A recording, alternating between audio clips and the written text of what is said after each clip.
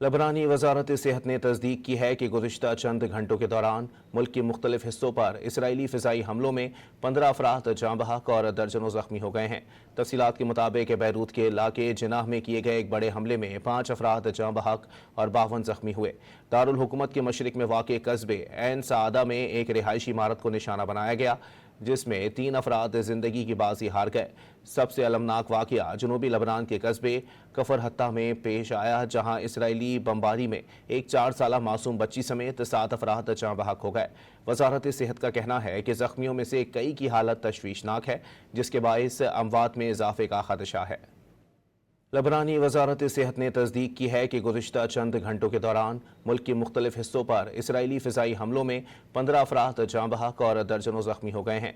तफसीलात के मुताबिक बैरूत के इलाके जिनाह में किए गए एक बड़े हमले में 5 अफराद जाँ बहक और 52 ज़ख्मी हुए। दारुल हुकूमत के मशरिक में वाक़े कस्बे ऐन सादा में एक रिहायशी इमारत को निशाना बनाया गया, जिसमें 3 अफराद ज़िंदगी की बाजी हार गए। सबसे अलमनाक वाक़या जनूबी लबनान के कस्बे कफर हत्ता में पेश आया, जहां इसराइली बमबारी में एक 4 साला मासूम बच्ची समेत 7 अफराद जाँ बहक हो गए। वजारत सेहत का कहना है कि ज़ख्मियों में से कई की हालत तशवीशनाक है, जिसके बाइस अमवात में इजाफे का खदशा है।